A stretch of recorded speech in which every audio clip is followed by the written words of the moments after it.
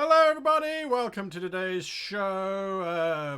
Guten Abend, I see Germany is online, so welcome to join us. Germany, I know it's very early in the morning for you. Hello to everybody else, thank you for making the time to come and hang out with me and talk about Dungeons, Dragons, role-playing, Star Wars, Star Trek, whatever you want to talk about. If it's in the role-playing space, we can talk about it. So you have to forgive me, I hope the noise in the background is not too big. I have a fan going. The temperature in this little room has skyrocketed recently as summer, of course, has arrived in the Northern Hemisphere. So there we are. Look at you. Thank you for that. Thank you for that cheer, Raven9. Always good to see you here. Thank you. Hello, Oregon. There we go. Oregon. Lovely. Yeah, we can talk Star Trek. Of course, we can we can stalk Star Trek. There we go. All kinds of things going on. We've got so much stuff happening. Now, first of all, that music was written by Soundsmith. Soundsmith wrote that music for the opening of The Ghost of Saltmarsh. It's absolutely beautiful. I absolutely love it. He was getting my notes as he was working on the piece. I was like, oh, can we have a bit more of this? Can we do some of that? Can we do some of this? Can we do that? But it's all his. Absolutely wonderful. So, absolutely awesome piece of music for the Ghost of Saltmarsh stream. So, I thought I'd play in with that because I kind of like that. I've actually commissioned Soundsmith to write more. I was like, I love it so much, just write more music. I want more music. Anyway, so yeah, Soundsmith is amazing. Soundsmith is also a YouTuber, so go and check out his YouTube channel. It is Team Fortress 2 playthroughs. He is epically funny with his team, and I think he's pretty good. I'm not so I don't know how to judge people in terms of their online gaming playing because who knows? Who knows? Anyway, so I see Canada is online from Ottawa, Canada. Bonjour. I don't know. Is Ottawa in the French side or is it in the English-speaking side? Anyway, so there we go. Borneo. Greetings from Borneo. There we are. Interesting. So there we go. Right. So there's lots of questions coming in. Lots of questions. Well, hopefully will be coming in. And the way that this works, hello UK, Goblin Horde member reporting in, absolutely, Slendonicus, welcome, hello New York, New England, Indiana, Thumbtack22, if you're in Indiana, I hope that we're going to see you at Gen Con this year, Michigan, hello Michigan, it's both, a lot of French and a lot of English, Colorado, I'd love to visit Colorado, but anyway, there we go, all over the place, good in Texas, good in Georgia, lovely, isn't it absolutely wonderful how there are people just all over the world. Now, no spoilers on the Godzilla movie, please. I am in Japan, and I will be going to go and watch the Godzilla movie on the 5th, I think, is when it comes out here anyway. So, yes, it's going to be a lot of fun. Maybe, maybe not. I kind of enjoyed the last one. I actually kind of like the last one where the Godzilla just ignored the humans, basically. Anyway, I felt that I cannot live in Japan for 2 years and not experience a Godzilla movie here. So there we are. Bonjour, l'ami, says D. Pilon. Absolutely. Hello, hello, hello. Kentucky is there. I can't say. I know Kentucky is supposed to roll off, but there was a film where it was like Kentucky was how it was pronounced. Middle East, Saudi Arabia. Hello, Saudi Arabia. There we go. Also late for you, or early, I suppose I should say. Anyway. So there we go. Yep, it is quite amazing.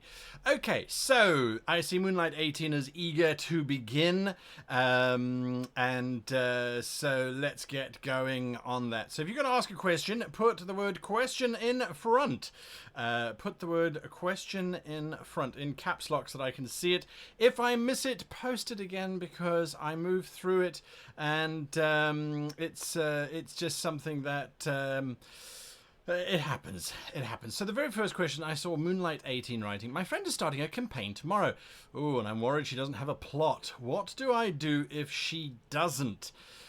Well, Moonlight 18, because she's running the game, it's her game, so she's fully entitled not to have a plot. There are many, many, many proponents for the idea that a sandbox world where there is no major plot, it's just adventures that are all over the place and the players are free to dip into them as they so choose, that is entirely valid. My first experiences as a role player, this was way before when anything was invented type of thing. We just stepped off of the Ark. The GMs then, there was very little thought to these massive epics television series at the time were episodic. You had one episode that had nothing to do with the next one unless it was a really advanced sort of TV show, which there weren't really many of.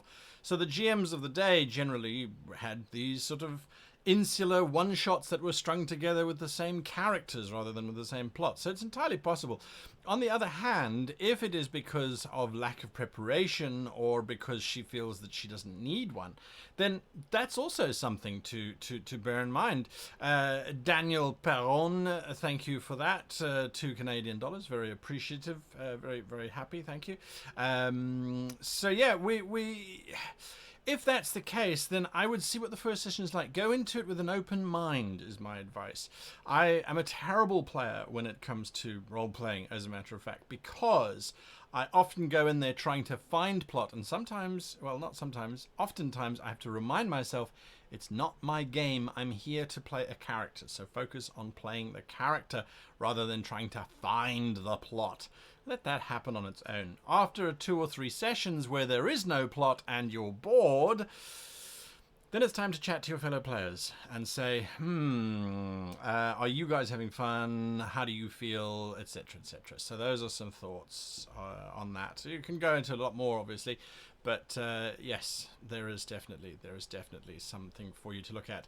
Slendonicus says, question, Stars Without Number is an RPG I'm quite interested in.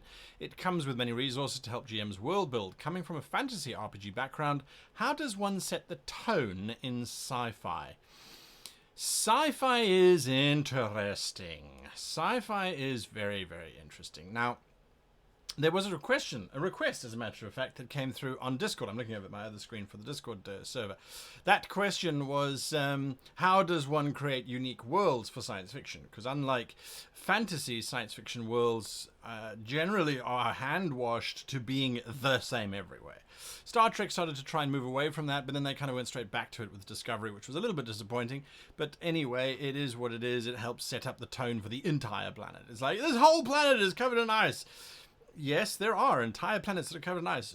Earth is fairly unique in terms of having so many different biomes. Absolutely, sure. Atmosphere allows you to do that and all sorts of other wonderful things.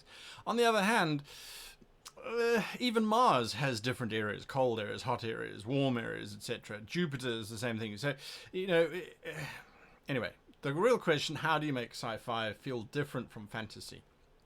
You need to establish early on, and I do not know the system that you're talking about, Stars Without Number. I know of it, I have never played it. You need to establish early on what is your sci-fi. Is it true sci-fi, in which case we've got to the point where everything is implants and we're not interfacing with actual machinery anymore? Is it more sort of Blade Runner-esque sci-fi where it's what we think the future is going to be like but based currently on stuff that we have, where it's kind of different but also kind of the same? Is it Star Warsian sci-fi where it's all the technology is there and it does this amazing stuff, but it's all really old and clunky and that sort of thing? So I would establish that first. That's what you need to look at. It's a very good question. I like the sci-fi space. Absolutely, I do. So it is something that I do think about from time to time. And we'll be releasing a series of videos on in a little bit, depending on how you guys vote. So we're going to be running a little bit of a voting thing in today's show. We've got a couple of things. I've got YouTube videos. Well, actually, you know what? Why am I not doing this? I need to do this. I was so excited about all the questions. I need to do this and do that. This is what we're going to be doing this week. Last week we were distracted. There was map making. There was this going on. There was that going on. I do have maps to make, but I want to answer your questions this week. So, right. Now, we're going to go through YouTube videos to watch. There are some amazing YouTube videos to watch this week, and there are some YouTubers that I usually disagree with, whom I found myself going, you have got it absolutely right. And I love it when that happens, because it means that their opinions are not just contrary to mine. to me, it builds a stronger bond, and why I want to do that. Why I want to watch the videos. Creative writing development. We've got a creative writing project to do today. It's going to be a lot of fun. A review of my RPG sessions. I must actually take that out because we now do it before the show. Random Chaos is exactly what's happening, and Game Master's Vault is accusing me of squirrel. So there we go. And then your questions. That's what we're going through. Creative Showcase. Yeah, well, we do need to do a map. I do need to do a map, but I'm not going to do it just yet. I've got so many other things to do. So there we are. Right, so that's what we're going to be going through. Let's go back to questions. I'm going to take questions until 20 past. So we've got 4 minutes according to my clock here. Honorable 596 says, I'm trying to read through the Order of the Stick. And the Chaotic Evil Halfling Ranger Barbarian made me wonder, what would it be like to throw a Chaotic Evil Halfling Cannibal against the party? Have you ever done something like that? I can't say that I've ever thrown a Cannibal Halfling against the party. I have thrown Cannibal Centaurs against the party, although they weren't really cannibals, they just ate other sentient beings. I don't really have halflings in my campaign unless I absolutely have to. I'm not a huge fan of halflings or gnomes. I'm drinking water today. It's not because I'm trying to be healthy. It's because I forgot to go and buy anything else to drink. Anyway, so yeah, cannibalistic halflings are absolutely awesome. I've just done a video this week on how to ensure your games are not boring, and some of the things are surprise when the halfling starts to munch down on a dead body. I think that would be absolutely awesome to change up and to show. And why not? Why not indeed?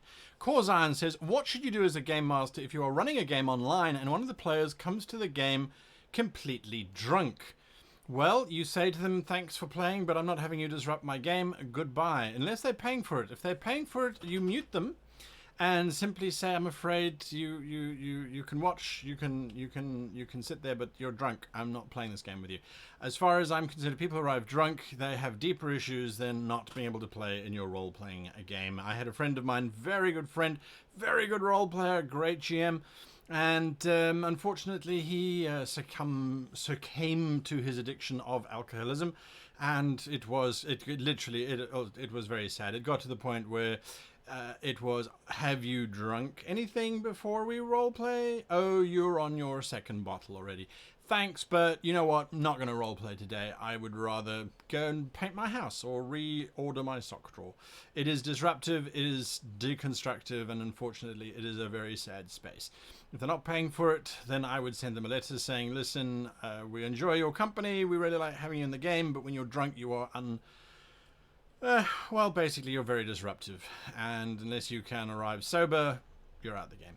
I refuse to roleplay with anyone who is intoxicated, or anyone who is inebriated, or anyone who is high on drugs. I'm sure people love roleplaying, and there are groups out there who look for people who want to do that, and that's absolutely awesome. I personally don't like that. I like my players to be well, focused on the game rather than on something else. Each to their own, though. However, you are entitled to run the game how you like. Last question before we go to something else. And then, so hold your questions. Hold your questions. We'll come back to them. We'll come back to them. Johnny Maverick says, if you were running a campaign, as I am, where the players are fresh recruits into an elite army branch, spies and special agents. Ooh, sounds exciting. What would interesting training exercises be that they could do? I can't think of training exercises. I'm just struggling to think of interesting ones. Oh well, Johnny Maverick, it's an interesting one. I love spies and operatives and the like. To be perfectly honest with you, the very first one that I would run them on is I would have their platoon commander or their general say, right, well, your first exercise is fairly simple. I want you to go shopping with my wife. There is nothing more tedious than going with that woman. Yes, it's not a training exercise. I want you to go shopping with him. Just take her shopping. Whatever the context might be, I don't know if it's a fantasy or a modern or a sci-fi or whatever, I would send them shopping with her. I would have her starting to do all of the shopping stuff, and then I would have her disappear on their watch. And that will require them to go on an adventure to find out what happened to her, to discover that she's a double agent and she's playing the general for all information she can get, except that the reason why she's doing it is because she's trying to keep him alive, because, well, there are assassins out there who want to take him out, but she's convinced them that instead of killing him, she can plumb him for all of the information that she can get, and he can stay alive. Gives them a nice moral dilemma to try and solve at the end of the adventure, as well as, of course, some interesting combat and something to run off, and it subverts the entire idea of shopping in the first place. It is a little bit predictable, but hey, you asked me the question and that's what I came up with off the top of my head. So yeah, that's how I would do it. I would play around with it and say, all right, you're on training, and then not do any training other than actually have them go off and actually play. Survival dump training, yeah, dump them in the in a wildlife sort of situation, absolutely. So definitely some interesting options there. Yeah. Anyway, so it's a fun setting. Okie doke. So no questions for now, if you please. If you have already asked a question, ask it again in a little bit. Okay, so what we're going to go into, a chance for you to win some experience points. What can you do with those experience points? You can brag about them. You can say, I have got experience points from watching live sessions with a GM. And the way that you earn experience points is I've got my list here of YouTube channels that you should watch. You should watch these YouTube channels. Why? Well, because either they're fun, they're awesome, or they will educate you, as dangerous as that might sound. So, first person to post up a link to the particular video in YouTube will get 100 experience points. The first person to post in Twitter will get 100 experience points, and it is moderated by yourselves as to who is first. I will be on the ball here in YouTube trying to authorize the links as fast as I can. But there we go. So 100 experience points. When you get to 1,000 experience points, you level up. So I think Eric, I don't think Eric's in the stream. Eric is a level 2. I think there are a couple. I beg your... Oh! Bye! There are a couple of people that are in second level or third level, actually, nonetheless. So there we go. Right, now, some videos for you to watch. The very first one. If you've watched the show before, you will know that I'm a big fan of this individual's channel. You will know that, well, basically, he wrote the foreword to my book, The Complete Guide to Creating Epic Campaigns. If you want to know more about that, head on over to www.greatgamemaster.com, where you can pick up a PDF copy for yourself. Nonetheless, he wrote the foreword to the book, so if you know that, then you know who I'm talking about. I am talking about none other than Seth Skorkowski. Seth Skorkowski has released a video called Character Backstory Playing RPGs. Character Backstory Playing RPGs. It's a typical Seth Skorkowski kind of film where he looks at how to create character backgrounds. In a break from his usual material, which is GM advice, he gives player advice on how to create player backgrounds. Now, I've done a whole bunch of videos on this, but I like to have videos that give ultimate or alternative perspectives. So there we go. Seth Skorkowski, Character Backstories Playing RPGs. And I see the first link has come up there from Gedrian Firestorm. Gedrian Firestorm on YouTube, nonetheless. On Twitter, I think they're White Tiger 225. Looks like they come up first there. Fantastic. Okay, it's an interesting video to watch if you're looking at character stories and character development. I certainly think it's pretty cool. And definitely worth having a look at. I'm going to skip that one. I'm going to come back to it a little bit later. Talking about character creation, another alternative to have a look at is a Dead Aussie Gamer. He does play in a lot of my role-playing games. I like him as a role player. He has released a video this week called Player Archetypes Sim. The simulator. I'm a little bit of a simulator myself, but it's an interesting video. It's, again, a different perspective on how to create characters within the role-playing space. So if you are a character creator, if you like to create interesting characters, that's a video that you can have a look at there. And Mahu Goblin, I think, was first on YouTube there. So Mahu Goblin, well done on that one. Dead Aussie Gamer, Player Archetype Sim. It's an interesting one. Okay, has anyone else... Is YouTube still going for everybody else? He asked, because it's not going for me. Where's my pen? How are we looking? Is it going? Is it going? It's still going? Is it still going? It looks like it's still going. The chat is still going, but my video is just circulating.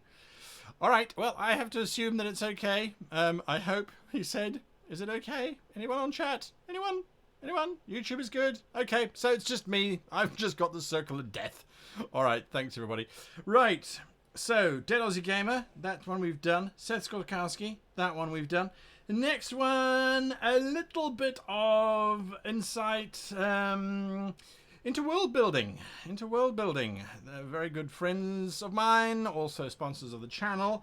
This is not a World Anvil video, as a matter of fact. However, it is Dungeon Dudes. What makes your Dungeons and Dragons world unique? What makes your Dungeons and Dragons world unique? Interesting take that they have there. Dungeon Dudes is one of the newer channels in terms of your advice on Dungeons and Dragons. They are Dungeons and Dragons specific, but entertaining to watch nonetheless. I believe they're Canadian. But yeah, absolutely interesting insight video, I think, on world building. Again, just a different perspective, absolutely different perspective. So there you go. Dungeon Dudes, what makes your D&D world unique? It's an interesting one. I have been doing the Campaign Creator series on my YouTube channel where we are literally creating a campaign and a world from scratch. It's going to take us 52 episodes. We're on episode 20, I think, so we've still got a bit to go. But we've got a pretty working world, and I think it's fairly unique. So there we are. I don't see the link coming up in YouTube. I don't know if it's come up in Twitch yet. But Dungeon Dudes, yeah. 100 experience points to put that link up in YouTube. Right, unless no one wants to, in which case it's like, well, there we go. Damn Canadians, we don't like Canadians. I like Canadians. I think Canadians are cool. Mohu Goblin, another 100 experience points to you on YouTube.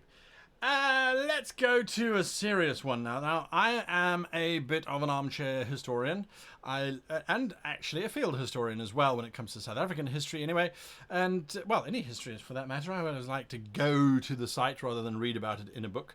And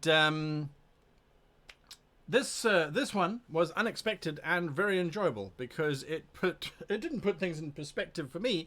I know the history, but it was an interesting way of seeing how to put the history in perspective for other people. Matthew Colville, The Politics of War, running the game number 80. It's quite a lengthy title, I must admit. The Politics of War, running the game number 80, Matthew Colville. It's an interesting dive into what causes war to happen. And I left a comment on his channel saying that I agree with him. I do feel, however, that he's too optimistic about the nature of humans. Personally, that's my take. White Tiger 225. Did you look at my notes? Have you got a camera in here somewhere? So yeah, it's an interesting take. I was mesmerized. I thought that this, in terms of his presentation, was spot on. I thought it was really good. Really enjoyed Matthew Colville's take there on the politics of war, and he does try and link it back into terms of how does it affect us as role players. Take more. Thank you, Raven9. I appreciate that. Yes, so there we go. There's the link from Gedarian Firestorm again. Now, yeah, he goes into how do we link this into role playing and things like that. Yes, I think it's good. I think he could have pushed it further, personally, but I think he was also trying to keep the video short. So, I loved that one. Let's go for a bit of humour. A little bit of humour, because I do like this one. He crops up from time to time. Zebashu, Dungeons and Dragons 5th edition, the jury-rigged spellbook. The jury-rigged spellbook. Now, there we go. So, it was a lot of fun. It's a lovely little animated thing. If you don't know Zebashu or Bashu, then yes, absolutely. Lovely little video on a very unique little spell, although I'm not sure I agree with the level that he made the spell to be, but anyway... it was a tongue-in-cheek kind of thing. Mahau Goblin is on fire. And so is White Tiger 225. The two of you are just racking up the experience points. I love it. I absolutely love it. So, yeah, it's 1.5 minutes long. It's fun. It's funny. It's cool. I enjoyed it. I really like his work.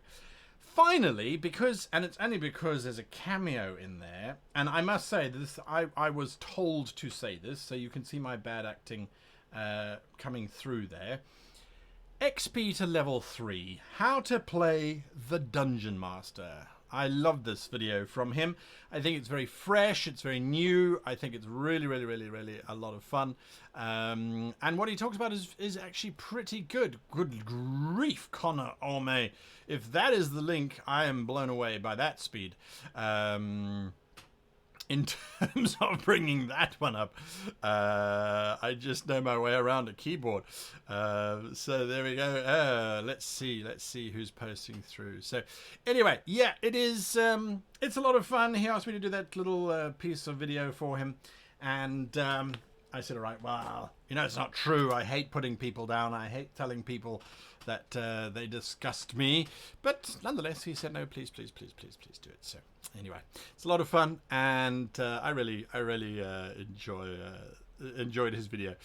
He puts in so much effort. He really does, and of course, he gets rewarded appropriately. Okay, so that brings us to the end of the YouTube videos that you should watch for this week. Is this something that you guys like? Do you like me going through these videos? Do you like earning the experience points?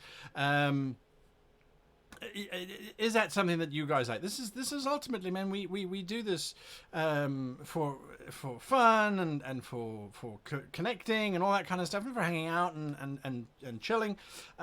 If it's not something that you like, well, then we don't have to do it. We can drop it from the program. So just bear in mind, you have the power. Questions. It is the half hour, just after the half hour. We kind of flew through those YouTube videos there, really. Yeah, I'm glad that it does help some of you guys. So there we go. It will carry on for now. For now, it shall carry on. Wow, questions straight off the bat. Okay, White Tiger and Honorable 596, keeping me on my toes. Question from White Tiger 225. What should I do to make a sprawling mana map to force players to explore before a poison kills them? They are locked inside. Well, what should I do to make a sprawling mana map? What you should do is go to dungeonfog.com. Of course, they're sponsors of my channel, but they do make great maps. Dungeonfog.com. Make yourself a mana map. There are many mana maps. Major Domo, thank you for that absolute amazing donation. I do appreciate that. Thank you. Very appreciative.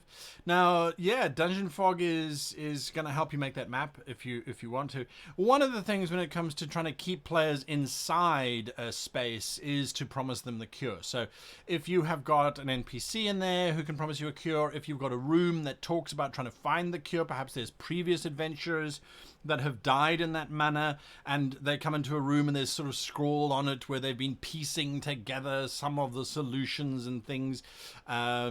So yeah, it's definitely something to think about. If they can't break out, they're going to feel like they're trapped inside, and that's what they're going to want to try and do. Then their focus is going to go on breaking out rather than staying in. That is definitely something to be very, very interested or very careful of avoiding. You want to allow them to have the ability to leave, but realize that if they leave, they're going to die. Their solution is here. So I would focus on solving that problem first. Okie dokes. Next question on my screen. Someone's talking about a ball, a goblin ball, I hope. Only a half hour because we remember what happened last week. What happened last week? I don't remember what happened last week. It was last week. It's too long ago. Okay, Timothy Mathon. Timothy Mathon. How to deal with a player that is too invested in the game. One at my table seems to have only RPGs in his life at the moment and tries so hard he hogs the spotlight, speaks over others, and doesn't listen. Okay, right. Well, there are a couple of things you need to unpack here. One of which, of course, is the person is invested in their RPGs. Now, there's lots of reasons why people invest in RPGs. It's a creative outlet. It is like any form of human escapism. There is control that they have over their character and their character's actions. There are psychological issues involved in this thing as well, where because you pay them attention, they like it. There's a whole bunch of things going on. The social aspect of it. Anyway, role-playing is a wonderfully complicated hobby of ours, as it is a human activity. two things. One, I would send them over to Heroes on worldanvil.com. Heroes is like the Facebook for your characters. Quite literally, you create a Facebook-like account for your character, and you can post updates and share links and do all sorts of weird and wonderful things that might help drive his or her focus, or his focus, I think you said, to channeling out the creativity there. That's point number one. Point number two is I would stick to an initiative system outside of combat. So it doesn't matter what system you're playing, whether it's Dungeons and Dragons or Fate or Savage Worlds, doesn't matter. Work through your players methodically, and if he starts talking over them, it's not your turn. I'll come to you shortly. Next, what are you doing? What are you doing? What are you doing? Now, what are you doing? One action or one period, etc. That is what you've got to look at. That's what you've got to try and focus on, is then breaking it down, bringing it back under your control rather than letting them speak over it. I had a player who got incredibly enthusiastic and was a very good actor and a very good performer. And as a result, there is a tendency to want to go with what they're saying until you realize, hang on a moment, they are speaking over everybody else. So then you say, you're not there, silence, I will come to you, I will get to you, I will get to you, I will get to you. It's that kind of thing. It is a table initiative rather than a character initiative, or a player initiative, if you like, rather than a character initiative. So there we are. Honorable 596, could you try to find the time to listen to an original song? Oh dear, When the Hammer Falls. It's a musical tribute about all of the dwarves inspired by the Lord of the Rings. Look it up on YouTube. Would you kindly take a listen? I will write down that I have to listen to this, but like the last video that was recommended I watch, it may take some time. When the Hammer Falls. Actually, you know what? There's a thought. There is a video sharing website which I forget now. Ask him. Where one can share and preload videos, and then everyone can watch at the same time. Maybe that's a component that we need to add to this stream. Don't know how I would get around that, but anyway, it's something to think about, where everyone sort of gets together and says, "Yeah, this is my favorite video. This is my favorite." I mean, it's community building, right? Okay. Ace the Disgrace says, "What are some good online sources or places to find groups for role-playing games like Dungeons and Dragons and so on?" Ace the Disgrace, I am first going to direct you to www.rpgtablefinder.com. rpgtablefinder.com. It's mine. Well, at least it's Geeks Table, who is the company that I own that produces How to Be a Great GM, as well as The Ghosts of Saltmarsh, as well as rpgtablefinder.com. So rpgtablefinder.com we designed specifically so that you could find out what groups are out there. It's for online role-playing groups. It's also for tabletop role-playing groups. You have filters where you can choose what country you're in and how far away it is and all that kind of stuff. So definitely something that you can have a look at there. rpgtablefinder.com. If everyone shares the link in chat, I will give you 100 experience points to rpgtablefinder.com because, well, Angus is there already. All right, so there we go. Next question. There were a whole bunch that came streaming through. I've missed them, so we have to repeat them. The next question I can see is Robin Carlisle says, thoughts on how to handle a level 0 prologue session with drama, with flair, with just a sprinkle of sparkles, and just make sure that the players know that they're going into this as a level 0 session. It is just for them to discover and to explore and to understand and to get a sense of whatever it is your campaign that you're running. So definitely something to think about there. Ace of Disgrace, thank you for that $1. I appreciate that. Right, next up, there goes the questions. I was going to ask them, they've updated. Thank you, White Tiger, 100 experience points to you for Twitch sharing. Next question, Arcane Emerald. As a dungeon master from Arkansas, where the levee broke and flooded everything, our campaign's on hold for at least a month. after breaks that long? How do I get players back into the campaign smoothly? Well, I'm sorry to hear that there was a break in the levee and everything was flooded. I hope everyone was all right there. However, how do you get back into the campaign? It depends on where you left off. If you left off in the middle of an adventure, I would be reluctant, to be perfectly honest with you, to jump straight back into that adventure, especially if it was a complicated thing and everyone's like, I don't remember this, I don't remember that. If you were lucky enough to have got to the end of the campaign, the end of the adventure, sorry, and it was just before you started the next one, start the next one with a major event.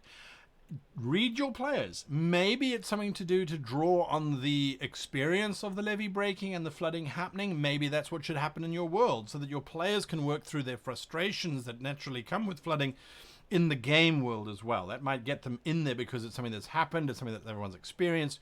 So if you flood the world, I wouldn't flood it with water. I would flood it perhaps with necromantic energy or however or whatever you are using, whatever system you're playing with. Bring about a catastrophe. And then let everyone work through it. It can be incredibly therapeutic. On the other hand, also, if your players are going, oh God, really? Flood out there, flood in here, I don't want any more flood, dry it up very quickly. Just say, oh no, it wasn't a flood, it was the river. It flooded as far as the kobolds were concerned. It raised 3 inches, and so they're very upset. But everything else is fine, let's carry on.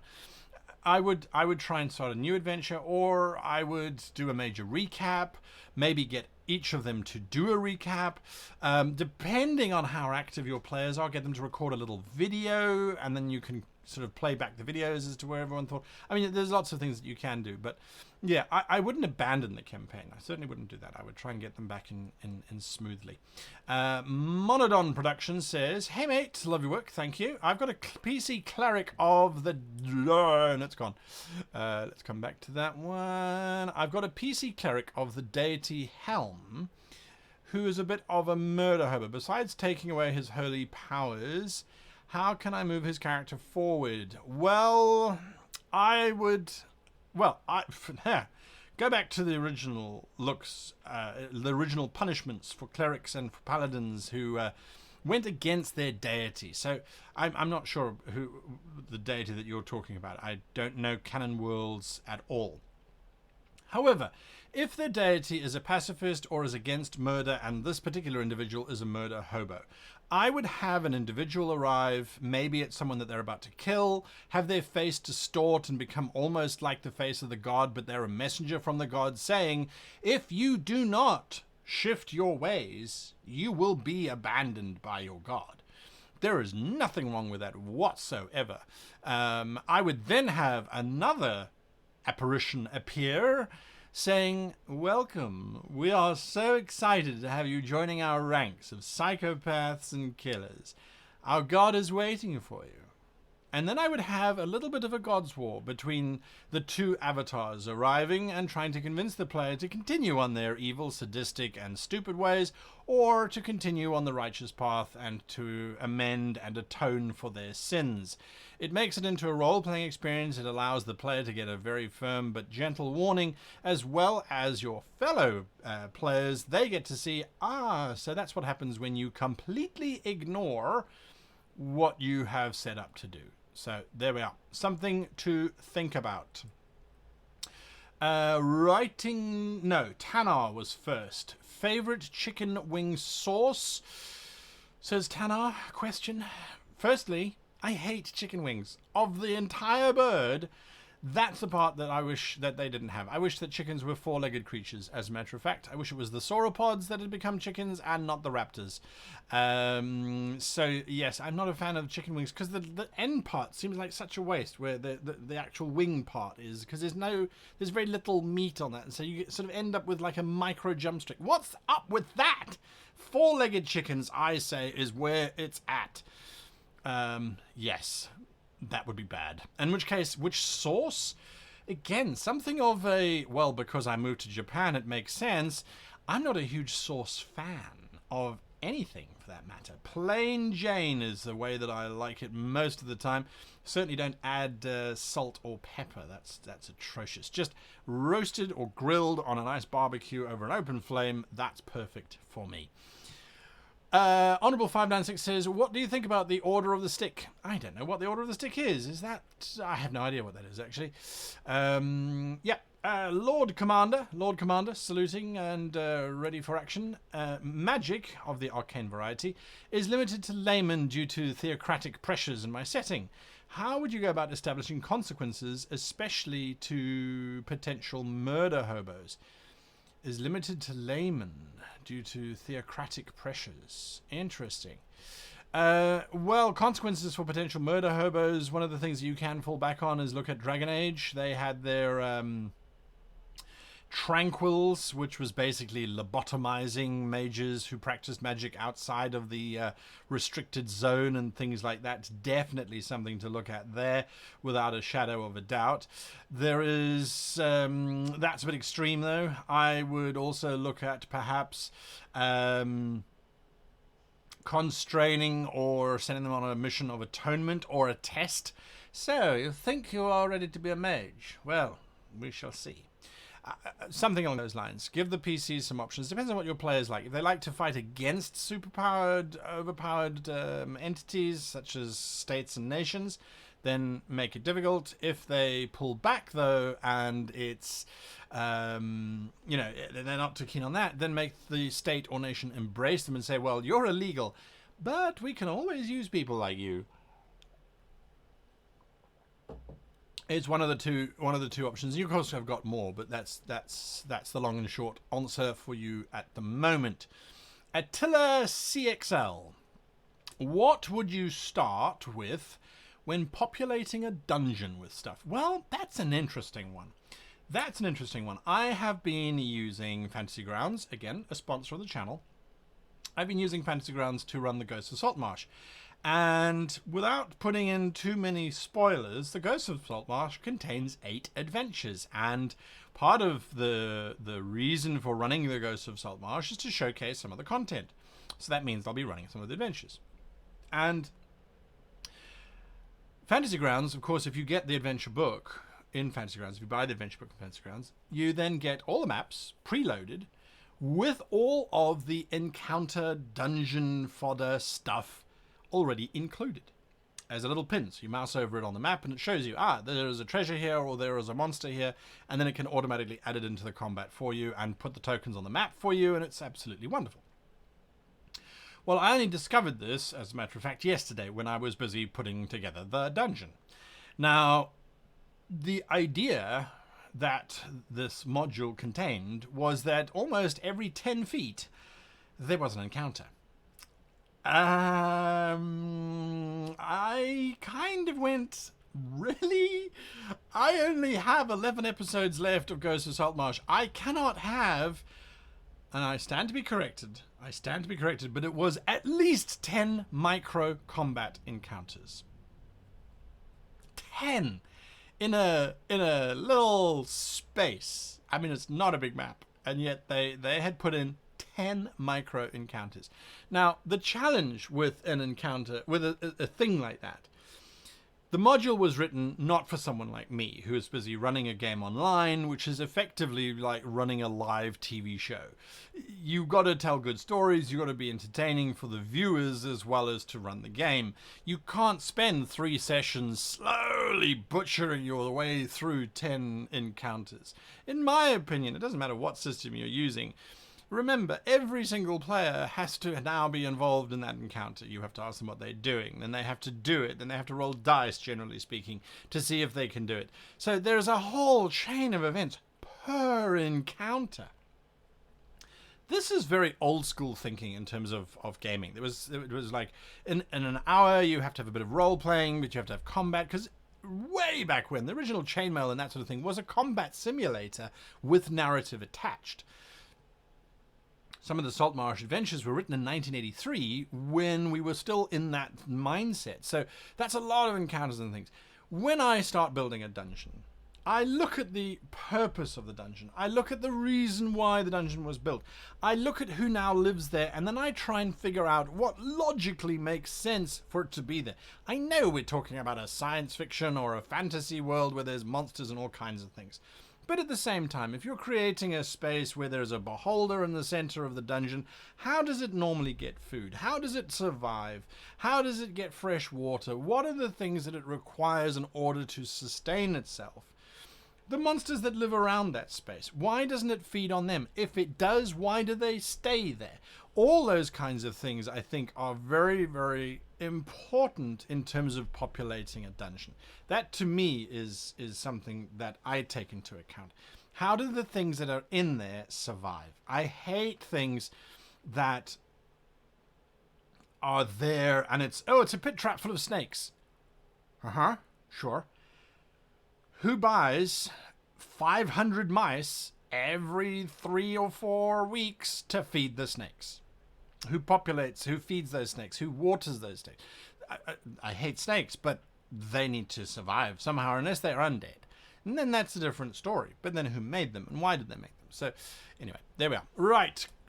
Durakan says, do you prefer dragons being the source of magic or being something that the dragons feed on? I prefer dragons being a magic source because it provides more story opportunities, in my opinion. Well, Durakan, I'm just finishing off, or getting there anyway, in my online game, The Adventures of the Windswift. I am just finishing off my dragon campaign, this mega dragon campaign. It's been running for 2 years now. And in that, my dragons use magic, but dragon magic is far more ancient, far more powerful than regular magic. So my dragon magic is times 10. So if it does, or times 5, I think it was times 5 or times 10. I think it was times 10 actually. So whatever the damage is, times it by 10. Whatever the radius is, times it by 10. Whatever the effect is, times it by 10. My dragons are almost godlike in their powers, almost godlike. And the reason why they're not godlike is because godlike would be times it by infinity, because they're gods. So dragons are incredibly powerful, incredibly dangerous to have around. Stratomatic Delaware, gotta go. Good evening, everybody. Good evening to you. Thank you for being part of the stream. So dragons for me are magic users, but they use an older magic, a much more powerful magic, which keeps them together, gives them long life. When they're destroyed, that magic is then released out into the world and lost or is absorbed. Anyway, so there we are. There. Now, next question. The questions are coming through so quickly, or the comments are happening so quickly, I should say, that the questions are being bumped out. So I'm going to scroll up one. There. Grizzlus says, how can you explain in the story where an online game player has mysteriously disappeared from the entire server? Even my GM doesn't know what happened to him, and questions popped into my mind. How can you explain in the story where an online game player has mysteriously disappeared from the entire server? So the story is in a modern day setting or in a sci-fi setting. There is an online gamer who has mysteriously disappeared. Even your GM doesn't know what happened to him, and the question popped into your mind. Or is it that a player had to disappear? I'm not sure. Just rephrase that question for me, please. Rephrase that question so it's a little bit simpler.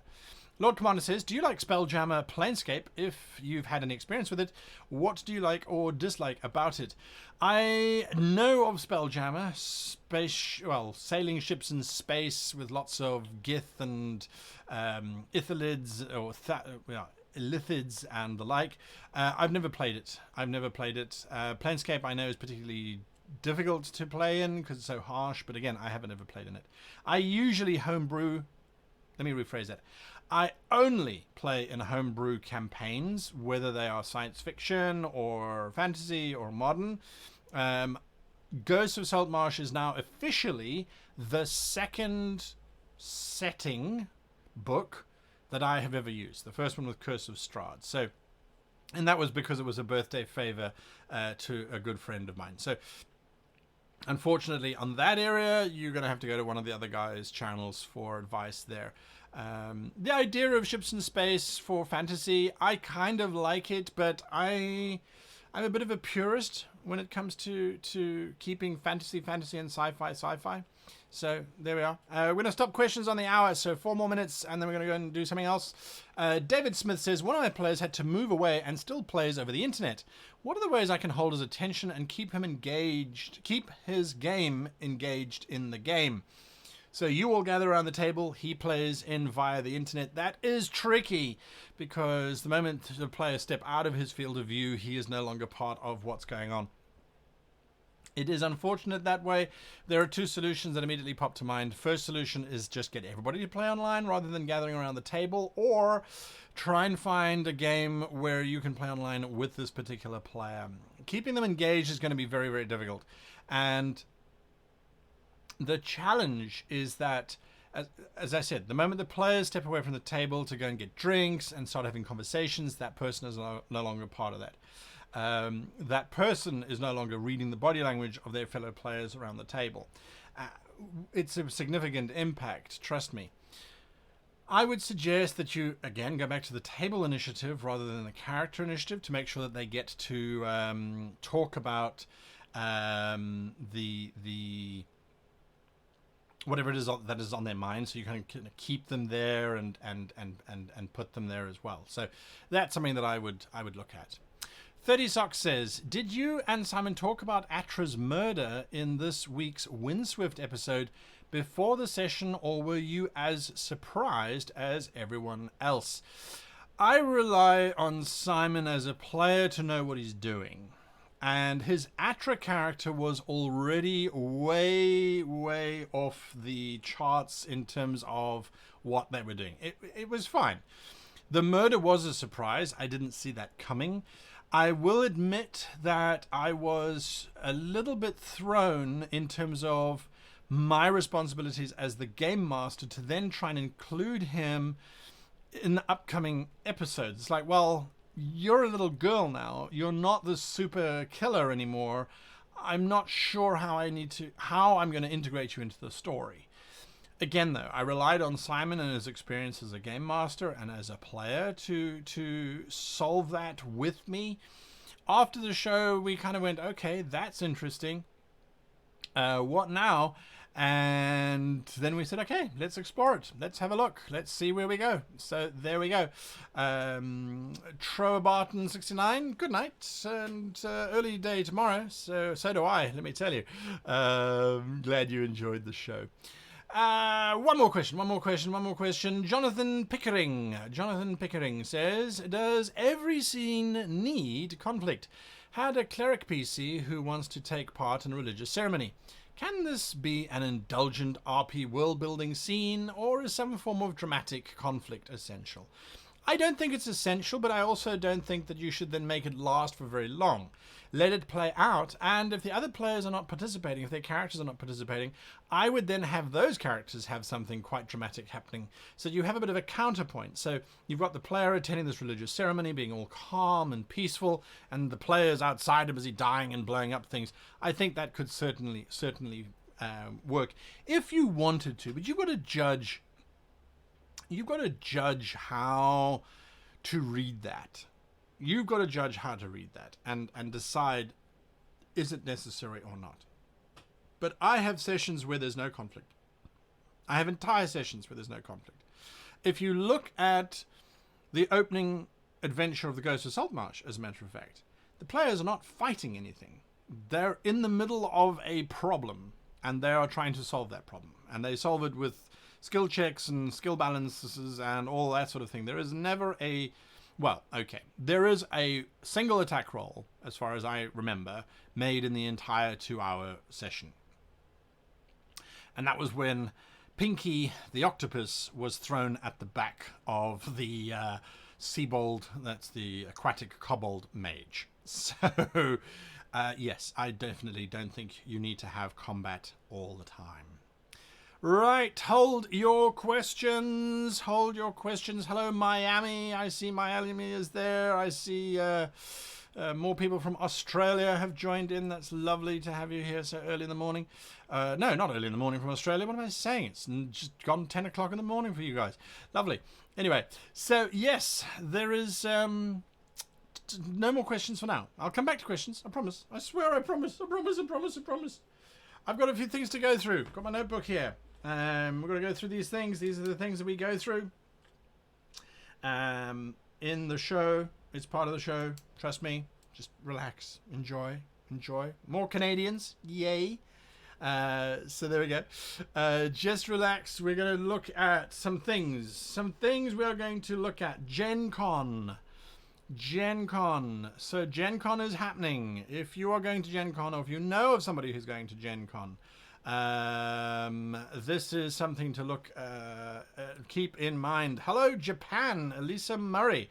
Where in Japan are you? I'm in Chiba. Anyway, so let's have a look. What are we talking about? We're talking about this. This is happening at Gen Con this year. This is happening at Gen Con this year. It is standard. I don't want to say standard. No, standard's the wrong word. This is one of the seminars that I will be giving at Gen Con this year, where we look at inserting a giant banana into your stories. We unpack imagination.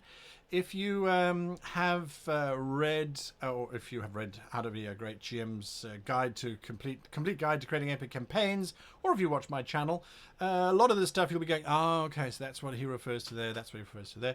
I ran this particular seminar in Finland. People were, they absolutely enjoyed it. It was completely interactive. People really liked it.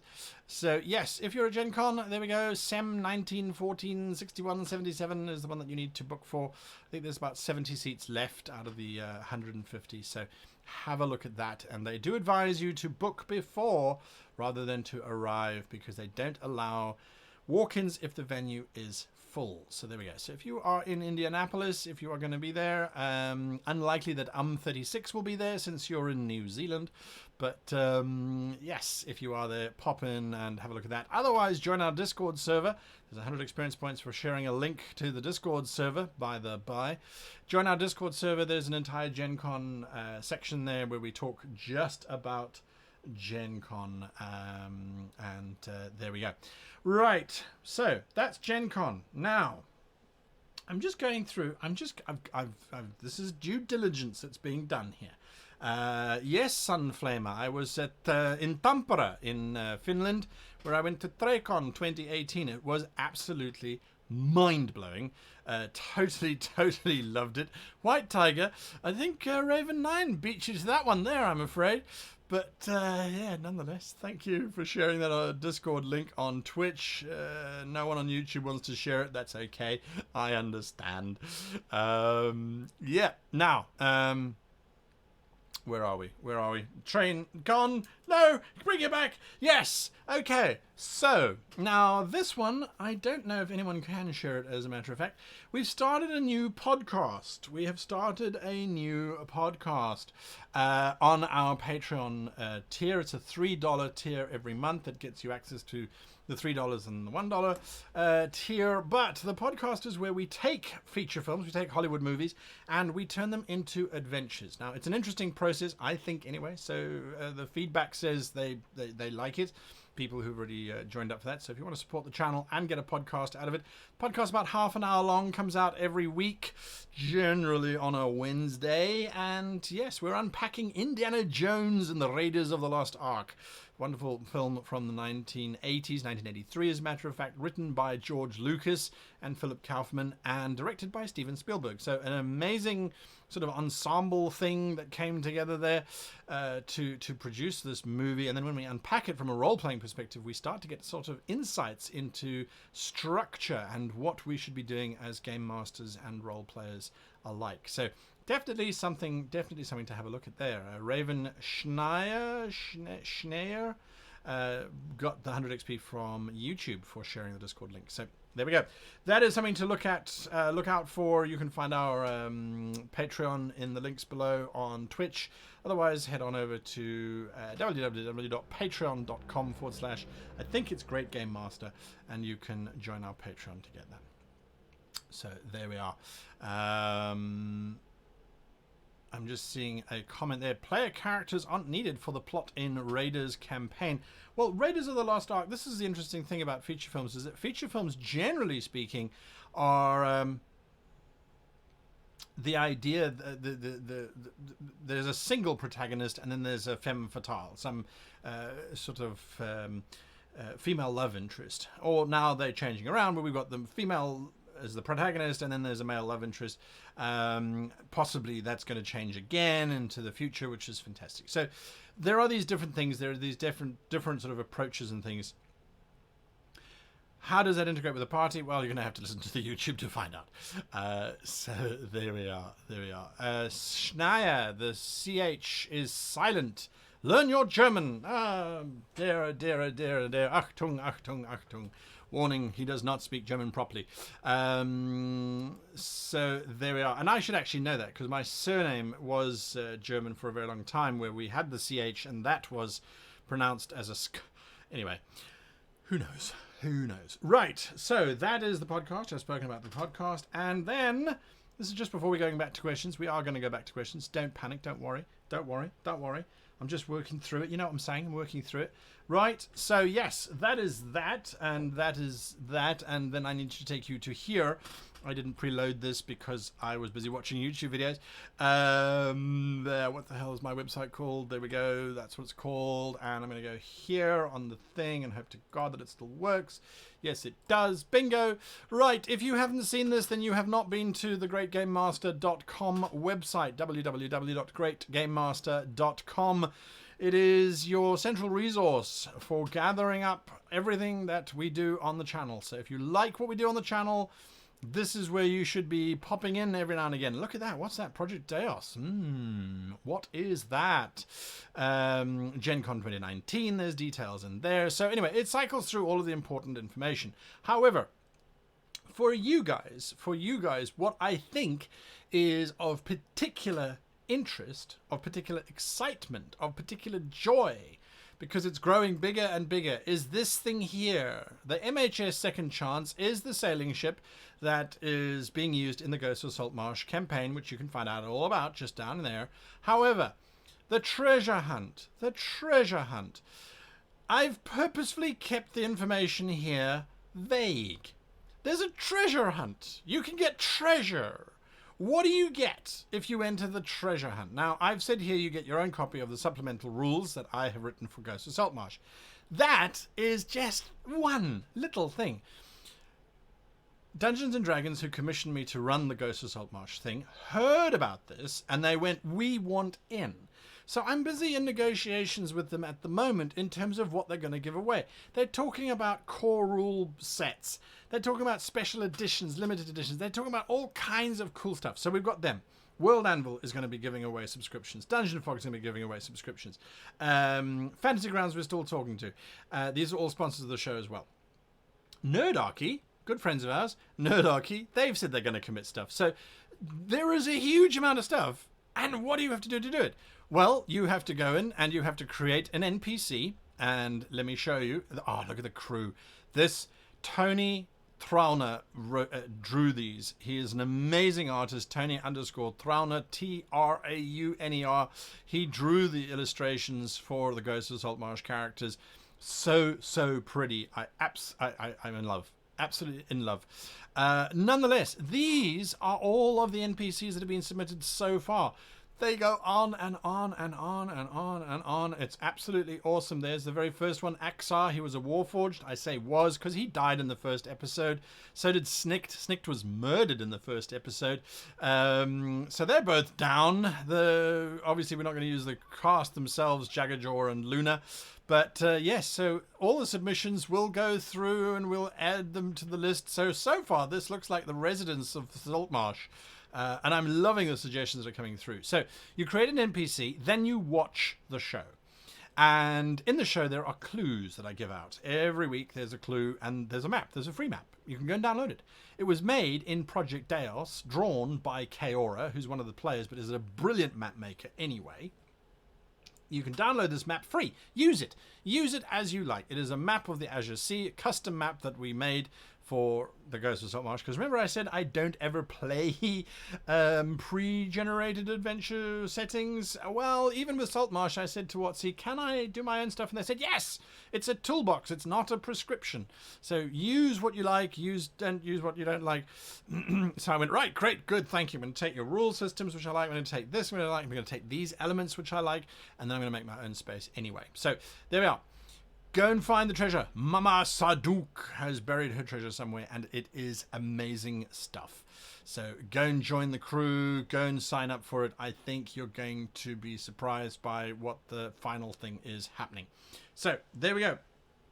That is Ghosts of Saltmarsh. Check it out on twitch.tv/DND. The next episode comes out tonight for some of you, or this afternoon for some of you, depending on where you are in the world. Or for some of us, like me, it comes out at 5 a.m. tomorrow morning, 4 a.m. tomorrow morning. Oh dear, oh dear. Anyway, that's what you get for living in the future. So, Ghosts of Saltmarsh, have a look at that. Right, back to some questions. If you have questions, now is the time to throw out the questions. Give us your questions. We've got the creative writing challenge coming up, and that we're going to do on the half hour. So, questions for now. Blitzkrieg Karma. I'm currently playing a Rapon Athuk. Playing in Rapon Athuk, a mega dungeon game weekly. The GM is running it directly from the book, very min-max wargamer style, and there's very little or no role-playing in the game. How would you recommend introducing role-playing as a player where no one else in the party, my DM included, has any experience in role-playing? I just want to open their eyes to a more complex and hopefully fun experience. Blitzkrieg Karma, the first thing that you must do, as far as I am concerned, is you need to ask them, do they want to experience role-playing? Do they want to explore role-playing? Do they want to go there? If their answer is no, then I'm sorry, but the answer I would give you is then you cannot do it. You cannot force people to role-play. If their answer is sure, but I don't know how, well, now you have a gateway to start introducing it. And that's where you then start asking their characters information. I'll never forget, we attended a LARP. It was a new idea that was started up by some incredible dungeon masters down in South Africa. And what they did was they said, we've got a historical reenactment society who use airsoft guns. It's like paintball, but it's little plastic pellets instead. And this airsoft reenactment group, they've got tanks, and they've got grenades, and they've got all of the World War II uniforms of the British and the Nazis, and it's just beautiful. Then we have a whole bunch of LARPers who are basically just role players who like to dress up in costume and run around a field. So let's put the two together. And that's what they did very, very successfully. And for a year, I think, I left, unfortunately, before I could attend too many of them, but I went through 4 of them. Excuse me for just a second.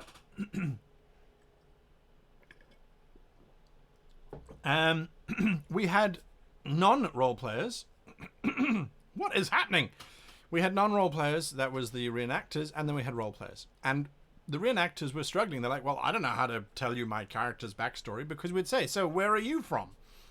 And they'd say, oh, I'm from Benoni, or I'm from wherever. And we'd say, no.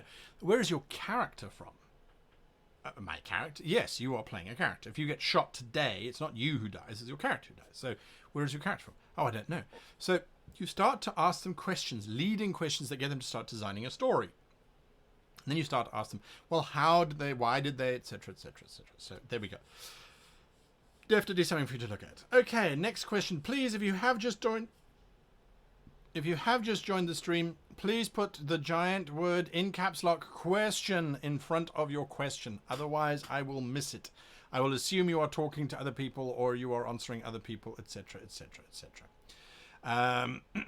Right, Revan9 says, reiterated for clarification, player from a campaign which is online disappeared from the server and with no explanation. The DM doesn't know why. How can such a loss of a player and a character be explained in game. I see. Okay. Well, thank you for re-passing that on. So, player disappears. How do you handle it? There are a couple ways. The one way that I know of is that you pull a Hatshepsut on the crowd. So you can quite proudly proclaim to your players or to the group, we are Hatshepsuting this. By the power of Hatshepsut, we do this. Hatshepsut was a queen. She was a pharaoh. She was the first female pharaoh, as a matter of fact, of ancient Egypt. She was a rather ruthless woman and decided that she wanted to erase all memory of her son, who would ultimately ascend to the throne. She had him murdered. Then she erased him from history. There was a decree by the Queen Hatshepsut that all reference to him was to be erased. Now, this wasn't a simple process of taking some, white out or hitting the delete key on the history books. This was a case of taking chisels and smoothing out hieroglyphics that had been inscribed into the rock face. It wasn't a simple process. There was a massive amount of masonry that had to occur in order for her to wipe out any knowledge of her son. Ironically, her then, who took over from her once she eventually died, kind of did the same thing to her. So, nonetheless, there we go. So, that's one way. You simply say they never existed, they never participated, they never did anything. That it's not vindictive. It's simply an easy way of saying, right, erase them from memory, metagame this, it didn't happen. Where that person did something, somebody else now did it. One of the other PCs who are still active in it. That's one way. Another way would be to start the next session with that character being obliterated, destroyed. So I had in the Windswift game, as a matter of fact, the one player was playing at 3 a.m. It was crazy. They had to bow out. So we simply killed them. We had this great moment where they were sucked into a vortex with a whole bunch of tentacles and things, and kind of left it open in case they ever wanted to come back. But there we go. So there we are. Right. Next question. The biggest Big Mac ever. I remember that whole insanity around Big Macs. Anyway, I DM a fairly large group of people, 9 players. That's 2 parties in my opinion. And my biggest issue is getting the group to stop talking and let me run the game. I can't force them to be engaged, but I hate being interrupted.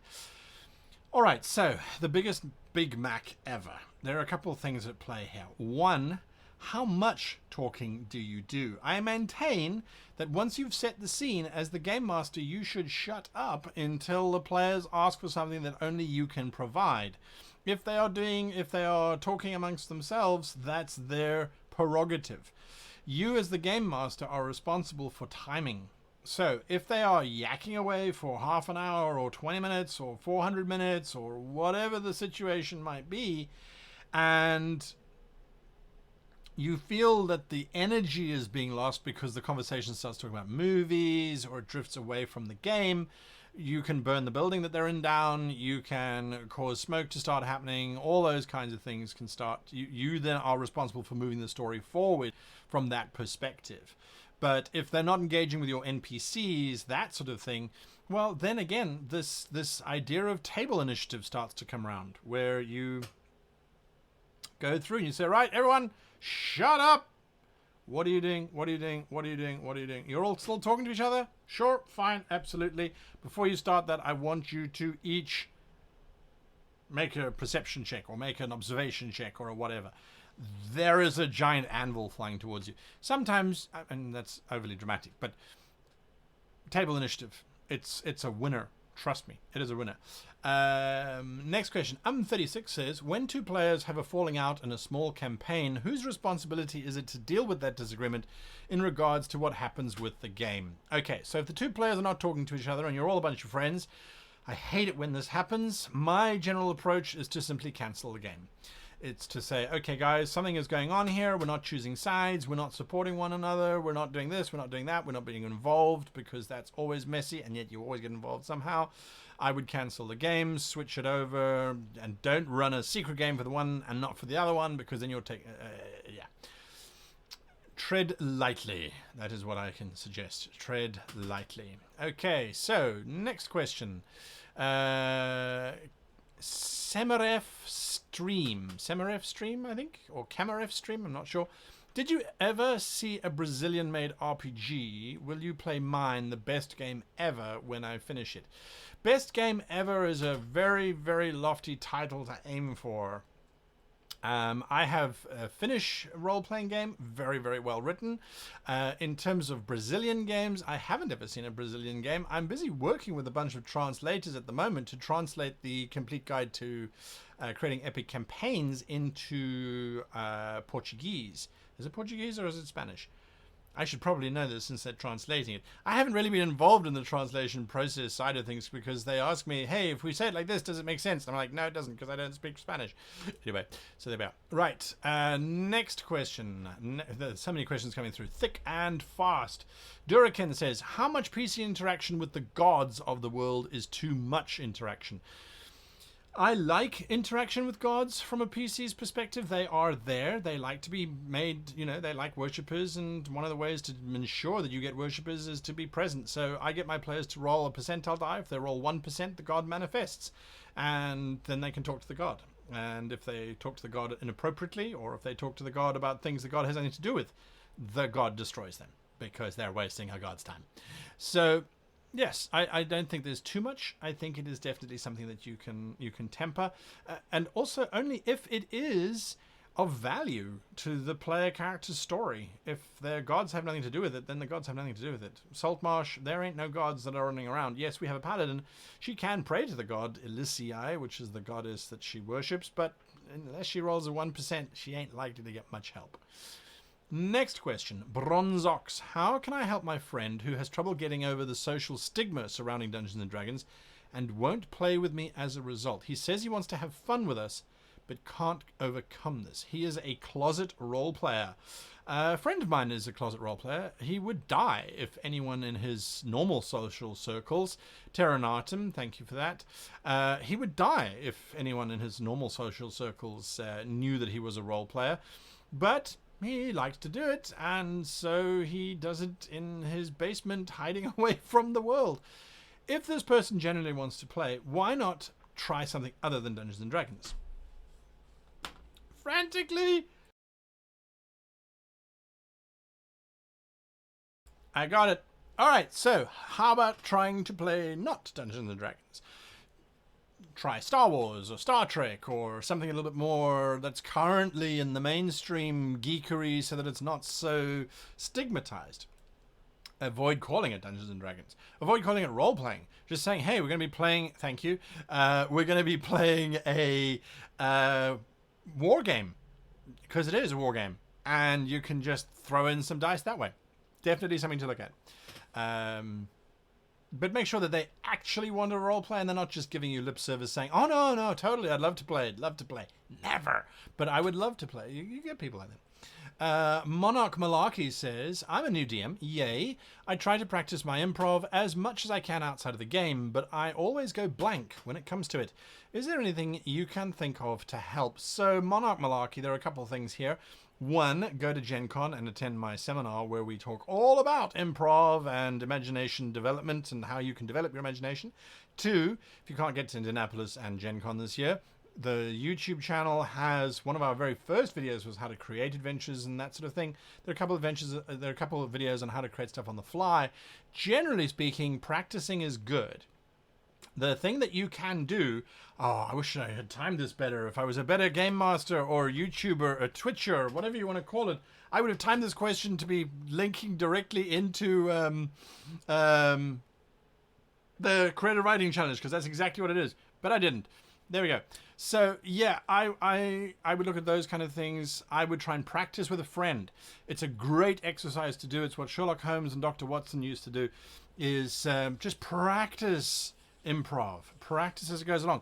You can do it with yourself as well. The next time that you are in a queue, you're standing waiting for something. Very difficult to do here in Japan, by the way, because the queues move really, really, really quickly, and there's a lot of pressure to make sure that you are on the ball. There's no delaying here. Anyway, next time you're in a queue or at a restaurant or you're sitting down waiting for a bus or whatever, look over at the person next to you or opposite you or however you want to do it, and Try and work out what they do for a living. Try and work out what they do for a living. And don't just go, oh, he's an accountant. Substantiate why you think they're an accountant. Is it because they wear a fairly fancy watch? Their fingertips are slightly ink stained? Is it because they have the word "I'm Jim, an accountant" on their shirt? What makes the difference between an accountant and a lawyer? Do they have a laptop with them? Is it a book with them? Are they taking a break? Do they look stressed? Do they look happy? Do they look surprised? Do they look creative? Are they wearing a tie-dyed shirt? In which case, probably not a lawyer, probably someone more in the creative space. So you can run those kinds of things. Now, it might seem mundane. It might seem as if you are basically just making up stories. You are surprised. That's what making up an adventure is. You're making up a story. So by people watching, as one does, you can people watch, but then you tell a story around it. Look at their shoes. Are they new shoes? If they're new shoes, it means either they have a decent salary, or they're very, very conscious about how people perceive them, or they just got lucky and they got new shoes. Maybe it's their birthday and they got birthday money with which to buy the new shoes. If it's old shoes, do they care about the shoes? Are they scuffed? Are they well maintained? Are they old but they kept clean? So they consciously make the effort to clean the white lining of the sole. They constantly doing this and that to make the shoe look good, even though it's old. If that's the case, then that's someone who respects money or doesn't have a lot of money, etc., etc., etc. So you can go mad, just go mad. And all it does is it just helps your mind to loosen up. So the next time you're in a role-playing situation, boom, off you go. And there it is. So Raven 9, off to bed you go. Or whatever the case might be. Hopefully we'll see you in the Ghost of Saltmarsh stream. And yeah, right. Evie Lee. Look at Evie Lee. It's 3 minutes early, but I'm going to take it. I'm going to take it. Evie Lee on YouTube says, question, what's the creative writing challenge you keep mentioning? I love Dungeons and Dragons homework. Well, it's not homework because we're going to be doing it live here on the show. Adrian Aha1, please ask your question again. I know I skipped you, but that's because Evie Lee was throwing me a bone. What Evie Lee was doing, I hope, maybe you were, maybe you weren't, I'm going to use it anyway. The GM was flailing. The GM timing was a little bit poor, but they could see that the GM had good intentions, so they threw the GM a bone. Be a player like Evie Lee. Throw the GM a bone the next time you see, oh, you cocked that one up. Try again. Here's my character leading you back to where you were. That's a good role player in my opinion. So, we're going to end questions now. Questions will come back in a couple minutes time. We're going to do the Creative Writing Challenge. Now, the Creative Writing Challenge is an exercise in just thinking up ideas, thinking up cool ideas, nothing below the belt, involving bodily functions, if you please. We had some incidents of those in the past. Don't do it. It's not funny much. This is an opportunity for you. TK, that's amazing. Thank you for that, TK. Really do appreciate that. Did it come with a question? I just got to make sure. There we go. Oh, well, it comes with an amazing compliment. Thank you for that. 30-year plus GM. Where are your videos with that kind of experience? That sounds amazing. But yes, thank you for that donation, TK. I really do appreciate it. I really do. Right. So, the challenge, the Creative Writing Challenge this week. You answer in chat. So you've only got a short amount of words to use.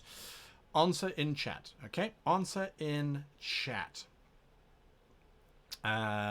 Keep it PG. Yes, that's always good. Keep it PG. Okay. Now, we need to vote before we start this Creative Writing Challenge. I want you, in the next minute, while I go and get some more water to drink, I'm going to play the music written by Soundsmith, that amazing music. Go find Soundsmith on YouTube, subscribe to his channel, say, hey, I heard your music from Great GM. It's awesome. Show him some love because he is really skilled at writing music, I think. I'm going to grab some more water. While I am grabbing some Wasser, I will be away. So while I'm away, I want you guys to vote just in chat. So we'll get a Twitch vote and we'll get a YouTube vote. And it's going to be interesting to see if you're on both. I know some people are on both. If you're on both, please don't mention Pepperonius World. What? I haven't got there yet. Not number 3. No, wait, I haven't got there. You're going to vote on a race. A race. Science fiction, fictitious. Just it must be a race that people know of. So don't, for example, say, okay, it's the Rombomo people. No one knows who those are. So it could be an elf, it could be a Klingon, it could be a Dalek, it could be whatever. Talk about it. Choose a race. That's all you have to do. Choose a race. Just choose a race. Okay? So choose a race. And I'm gonna close the music. Isn't that stupid?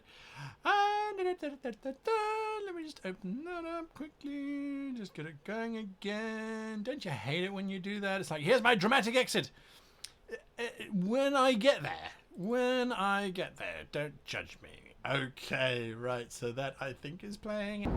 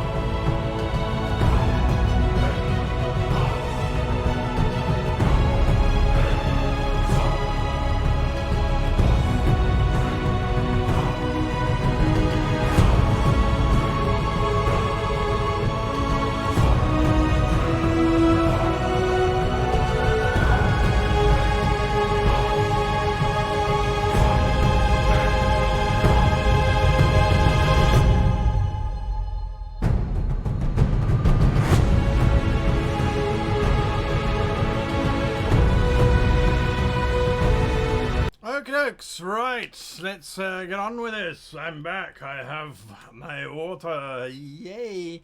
It's not as bad as I thought. I just don't like the taste of water because it doesn't taste like coffee. Maybe if it did, I'd be more inclined to drink more of it. Okay, now let's see. What did we get? What races did we get? Let's see. I've got... right, so... we got goblins, kobolds, goblins, that's 3/3. I'm going back here and then writing ninja says goblins, kobolds, or cybermen. Okay, so that's 4/4. Tabaxi is awesome. Krogan are interesting. Goblins 5, Warforged 2, Robin Williams. That was so tragic. Goblins, Furbold or Kobolds. Goblins or Cybermen. Blitzkrieg Karma. The music is by Soundsmith. Go check him out on YouTube. Soundsmith on YouTube. White Tiger, thank you for that. Gnolls are there. We've got goblins everywhere. It's goblins. We got goblins. Okay, so goblins are the master race of slaves. I like it. Gubbies, says Irritating Shotgun. Kitsune. Yeah, goblins. Goblins are the way to go. Right, so goblins it is. So now, here is your creative writing challenge. Remember, creative writing is about not just vomiting out whatever first comes to mind. You're going to have to go through a bit of a process. And I think that that is one of the fundamental differences between someone who just creates stuff on the fly and somebody who creates things that seem more real. So sometimes you sit back and you go, gosh, that feels so real. How does it work? How does it really make everything fit right? How does it feel as if it belongs? And the way that you do that, I think one of the ways anyway, is you take something, you take your idea, your initial spark, and then you develop it. So that's what we're going to be doing today. So our initial spark is, for our goblins, and this is where you're going to write it into the text, for our goblins, you are going to create a custom. Any custom.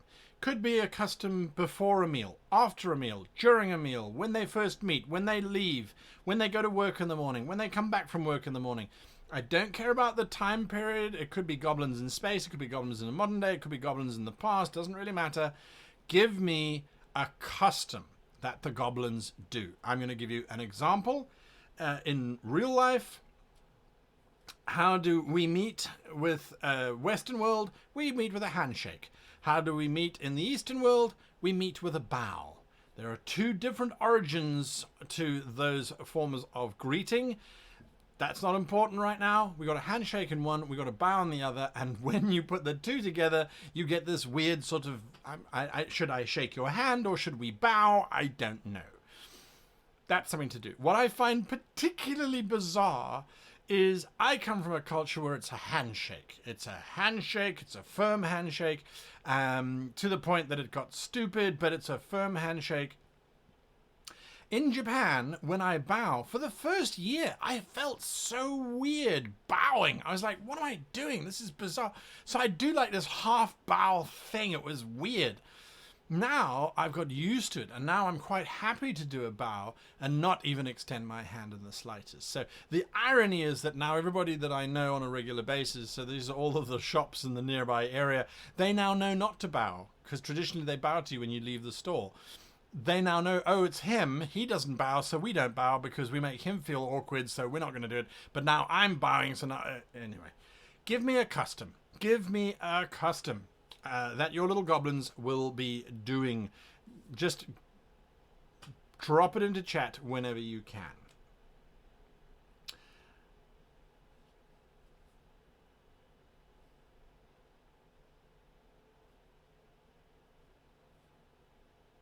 I've gone quiet because I'm busy reading aloud in my head. I forgot to actually articulate. So, Tony Borucha says, goblins love to throw birthday parties, except instead of candles, they use firecrackers. Okay, there we go. That is definitely a potential custom. Goblin Town, all goblins are named based on their personality. They remain unnamed until they earn their name, usually around 3 years. Spore has a fascination with mushrooms, for example. Okay, that's a great one. Angus Boys. Goblin marriage proposal. The proposer must gift a newborn child, which will be eaten If the proposee doesn't like it, the suitor must find another baby. Oh, wow. Okay. Terrifying, but somewhat based on nature. There are some animals that, I don't know about newborn child, but certainly propose things which can die if they're not accepted. Goblins sing to torment their captors, detailing their inevitable misery. Goblin customs demand that parents who return home, whether it be from battle or simple toil, are to either embrace their children as a sign of success, or to bash them on their thick-skulled heads as a sign of failure or stress. This custom may be to help share emotions amongst warrens, but its origins are unknown. Goblins open up the fighting cages nightly for prisoners. Okay. When they want to prove they are sincere in a promise, they give over a coin. When they keep the promise, they get the coin back. There we go. There we go. The custom of getting is to pat the other's hip or shoulders as a means to make sure a greeting that they are friendly and not hiding anything sharp and deadly. There we are, Sonic Speed 13, X13 I should say, times 13. Offering a coin to an altar before a raid so that God will grant them favor and luck. Z10 or Z10 says. There we are. Goblins beat the bodies with wooden clubs of the deceased during a funeral. Interesting, Mr. Cades. I like it.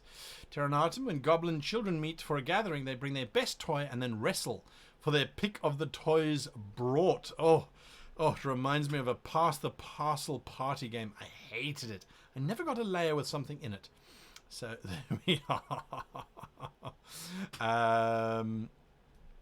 Goblins invent new words constantly, which makes them hard to understand, but the numbers of words they create in their lifetime has become something of a status symbol for goblins.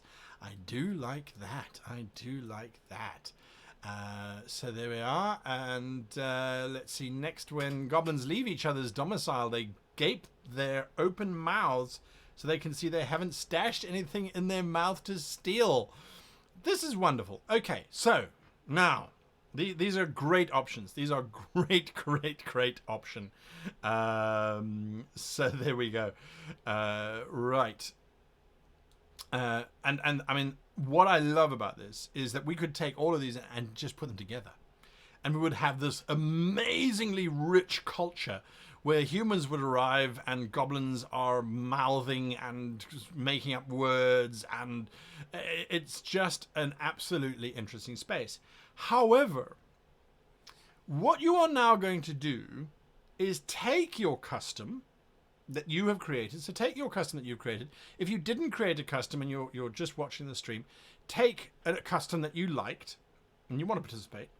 Take the custom that you liked, and now what you are going to do is you are going to modernize that custom. So you are now going to say, fast forward 200 years, what has the custom evolved into that has nothing to do with its origin? So the handshake. We all know the story of the handshake. I shake hands with my right hand because it proves you are not holding a weapon in your right hand with which to stab you. Left-handed people, of course, are evil because we can hold a dagger in our left hand, shake hands with our right hand, and then hold and stab you with that. So that's why left-handed people are considered so evil. And now, when we shake hands, it's not because I'm checking to see if you have a weapon or not. It's simply as a form of greeting. So it hasn't completely evolved, hasn't completely changed away from what it used to do, but there is definitely that. The removal of one's hat is a custom that is observed very seldom nowadays, but in the past, if you didn't take your hat off at school, you were likely to get a clip around the ear. Why haven't you taken your hat off? Don't wear hats inside. So why? It's a sign of disrespect to the Lord. What? Only the lords were allowed to wear crowns. You were not allowed to wear a hat inside. Anyway, all kinds of things come up. So now you're going to take take what you have created and now modernize it. Modernize it. Turn it into something that is new. So how do you do this?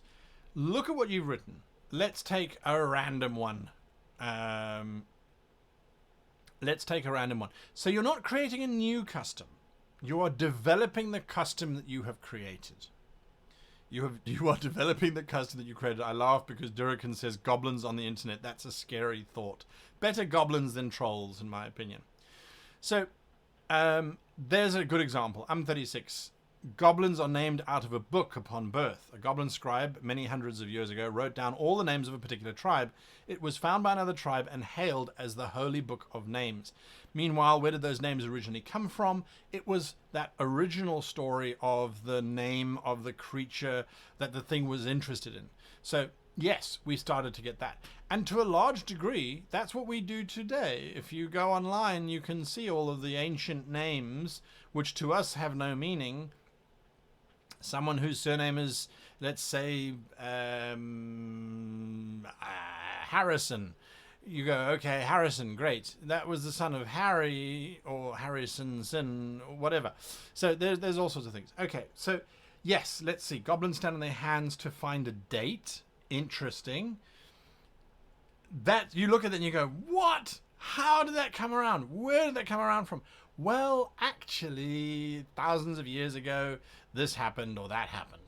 The thwacking stick is a goblin traditional item used for when a goblin returns home. The first goblin seen is chased around the home until they are struck by the returnee with a thwacking stick. This custom is a favorite of children, and the cloth-wrapped stick is seen at the entrance of every goblin home. There we go. Lovely. Lovely. Is it possible to steampunk a regular campaign in D&D? That's a different kind of thought process altogether. We will come back to questions for the last few minutes of the show, so ask it again there, Mikey, Charlie, but please write the word question in front.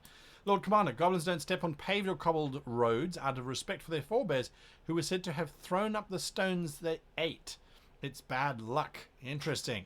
When a goblin leaves his tribe for a new goal, like forming a new den or joining a warband, their friends and family will gift him a tooth as a reminder of their origin. Interesting. How do we modernize that? When a goblin leaves his tribe, perhaps he is given now a white piece of bark. So the tooth is seen as the archaic, the white piece of bark is now the modern day thing, and he wears it around his neck and thinks of it as something very precious because it reminds him of home. Why a piece of white bark? Who knows?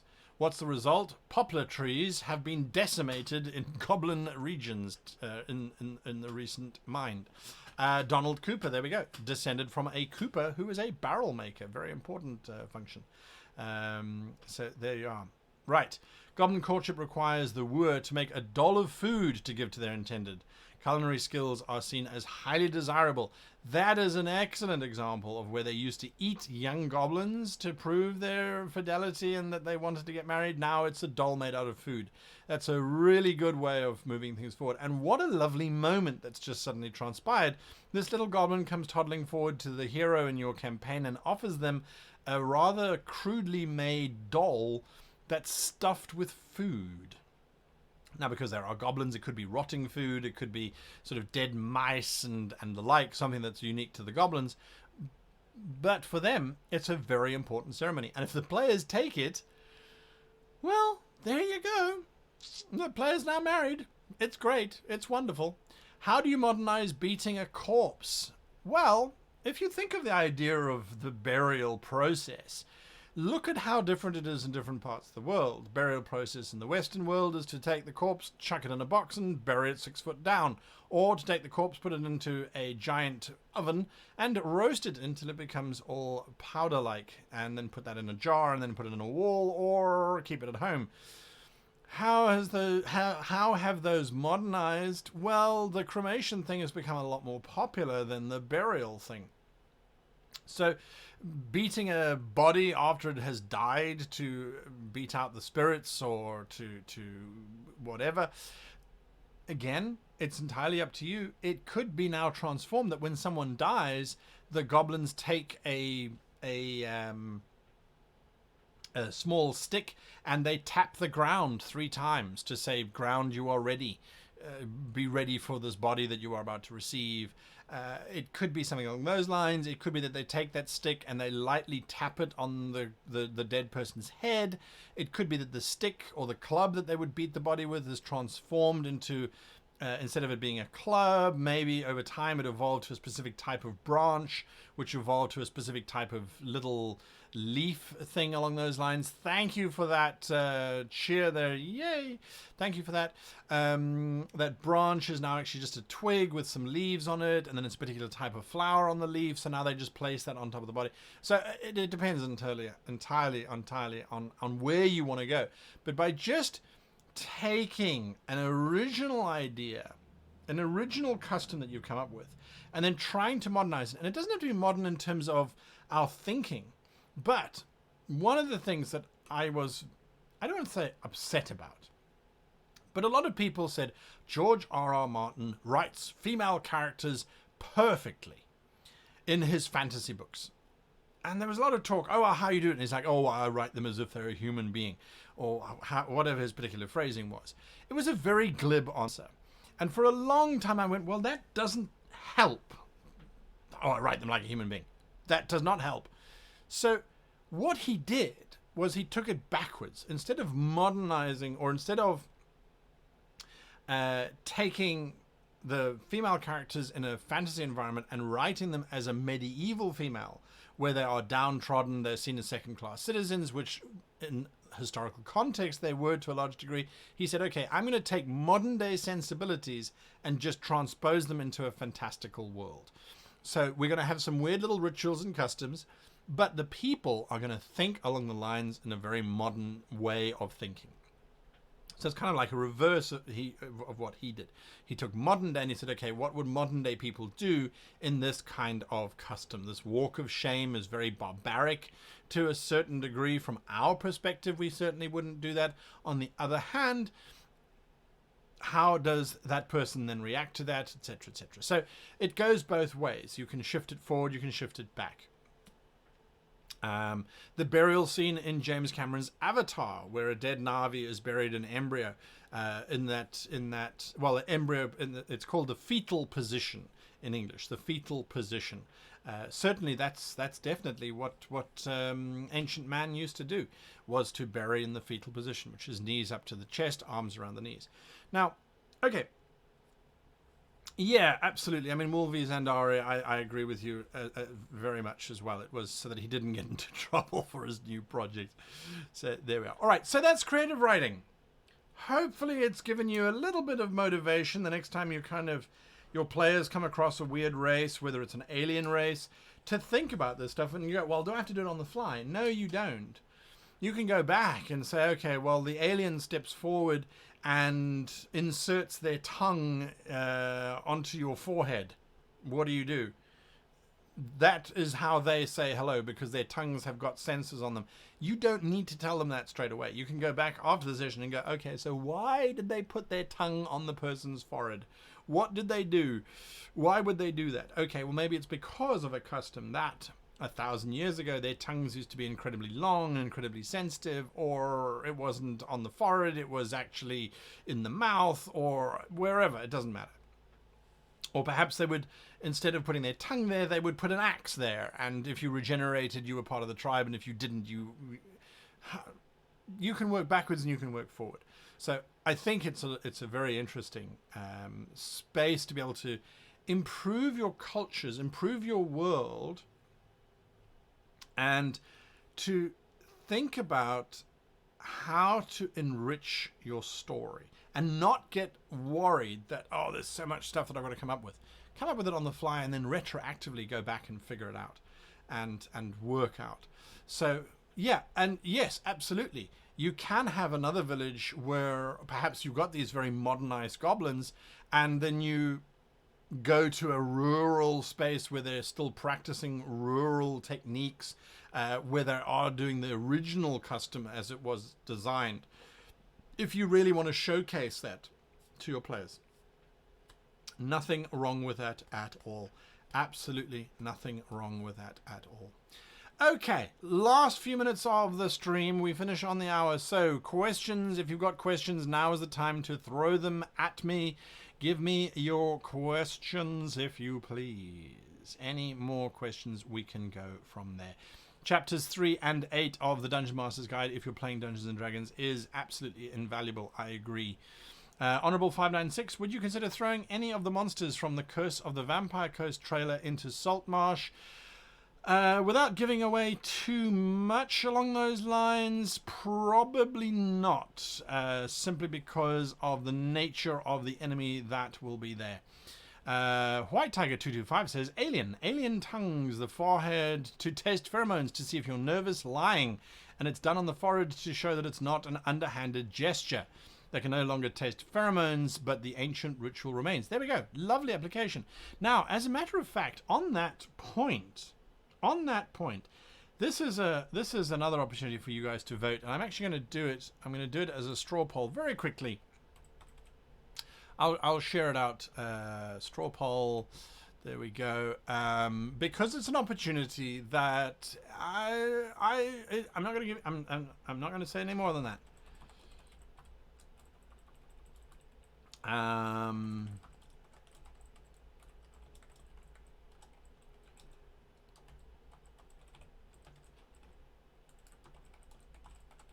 just typing it up, so then the brain stops because it's one thing at a time.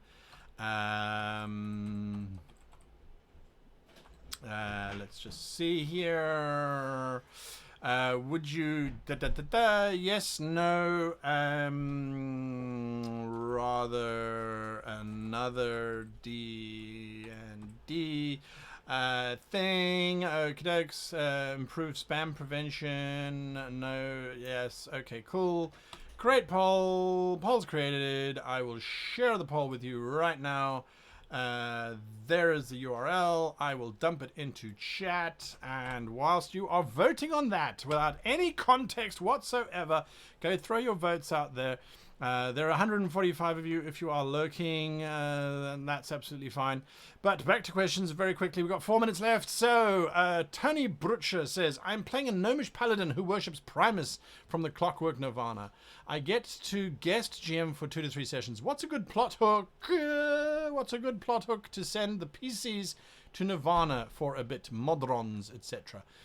Well, if you're going to be GMing, you've got to figure out what's going to happen to your paladin. Is it going to be a GM PC, which is absolutely fine, but if they are a GM PC, it kind of gets in the way. So my initial response would be have your paladin abducted in the night by this bunch of modrons. Leave clues for the players to find. That would be my initial suggestion. Go and have a look at that. We've got 3 minutes left. 3 minutes left. That poll is running. Is anyone voting? Let me check on that one. Results. There we go. I can go to results. It's taking so long to load. Why is it taking so long to load? It shouldn't take that long to load. It can't be a local stream. Anyway, next question while that's busy loading. What is your favorite monster? And the questions start pouring in with 3 minutes left. Next question. What is your favorite monster in all of your years of role-playing? Without doubt, my favorite monster of all time is the Elithiid, the Mind Flayer. I don't know why. I think it's something with their mysterious nature and all sorts of things. I love Elithiids. Goblins and kobolds. Kobolds I have a soft spot for, and goblins too. Lord Commander, how to flavor a magic system lore-wise with the spell slot framework for 5th edition rules. I always ask my players, what is the color of your magic? It helps to make it feel a little bit more personal. There are obviously other things. That's a very big question, and I think I'm going to add that to the list of videos that I'm going to be making. Kate Without a Hero says, what are some ways to deliver quest hooks to newer players so that it isn't just an NPC told me to? There are some things you can have things stolen from the player characters so that they're going to try and find it. You can have the player characters stumble across something. They discover a trapdoor. In one of my games that I ran, the very first thing the players did was there was a kid who was drowning in the river. It wasn't a plot. All that happened was when they went to go and save the kid from drowning whilst in the river underwater saving the child, they noticed an ancient door that had been built into the riverbank. The door was sealed, but there was a strange light coming out from underneath the door itself, like a mystical light. That was all I did. It was up to them to go and find out what was in that door. Surprise, they didn't, because there wasn't enough to it. What I should have had was the door started to suck the players towards, or the characters anyway, towards itself, and it formed teeth or something along those lines. Anyway, there are some options there. That straw poll. Okay, some people saying rather another D&D show. Absolutely, that's 5 of the votes. 2 votes say no, absolutely not. 25 votes say yes. Well, watch this space. Thank you for voting. I appreciate that. I'll keep that poll running. I'm going to pose it to the rest of my channels as well, so that everyone gets an opportunity to throw their voice in there. 00zim00 says, how do you deal with 2 PC goals that conflict with one another? Oh dear, you asked me this question with 1 minute left to go before the end of the show. Oh, it's a complicated one. What you need to do is sit down with the players and talk to them and say, okay, listen, you need to resolve this because otherwise the party is going to get torn in half and that's not what we want. So someone needs to subvert the other, or if you want to, as a game master, change the time frame in which those goals need to start to play out. So in other words, if the PCs are conflicting, we must go left or we must go right because my mission must happen first. Make one of them choose randomly, let them roll, however it might be. Well, sure, your goal only needs to be completed within 6 months. Your goal needs to be completed within 6 years. That might help the party to decide on that one. We have reached the end of our time. There are so many more questions. The spell Revivify. Can you explain the ideals, motivations of a lawful evil character? I have done... Athena Gary, have you got your dice yet? Just by the way, I did send them off a couple weeks ago. He lied. I sent them off last week, as a matter of fact. I have the slips here to prove it. Let's just see. When did I send it off? Athena Gary was the winner of our dice competition sponsored by Q Workshop. Q Workshop does amazing dice. They really do. Sorry, I'm just busy looking for the slip. These are all of the senders' slips that I had to do. That does not tell me to whom. It simply says. So that's to our one winner in Romania. I'm going to do this because I want to make sure that's to our one winner in Utah, in Grand Rapids, I should say. Where is the one to Athena? Here it is. This was sent. When did I send this? On the 24th. So it's been, okay, it's only been 6 days. So Athena, if you haven't got it, I have your slip here that I sent the dice to you. So let me know if you get those. Okay, so many questions. Why are chickens so dangerous to kick? That's a good one, and I could insert a rather lewd joke there, but I said to keep it PG. Right, so many other questions. Guys, thank you for participating in today's show, for being here. We get 140 people on average. It's absolutely wonderful. The donators, I thank each and every single one of you. 12-sided guy, Raven, Nyan, thank you for that. On Twitch, if I missed you, I'm sorry. Daniel Peroni, Major Domo, Ace of Disgrace, and TK on YouTube. Thank you for that. You do help support the show and support all this content being made, so thank you for that. If you are going to watch Ghost of Saltmarsh, and I hope that you do, it is a lot of fun, I do a half-hour show beforehand where I talk about what I'm planning on doing in the session, so you can watch as it crumbles and crashes around me once the players start to interact with my plans. That starts 12:30 Pacific time, 12:30 lunchtime Pacific time, I should say, which is about 7:30 or 8:30 BST if you're watching from Europe. Something to look out for. Otherwise, the actual role-playing itself with some amazing role-players starts at 1 p.m. Pacific time, 1 p.m. Pacific time. That's 9 p.m. BST, 10 p.m. Central European time, I believe. I stand to be corrected, but there we go. Have a look out for that. That's happening on Saturday evening, Sunday morning for some of us. Until then, however, I want to wish you and yours the very happiest of gaming.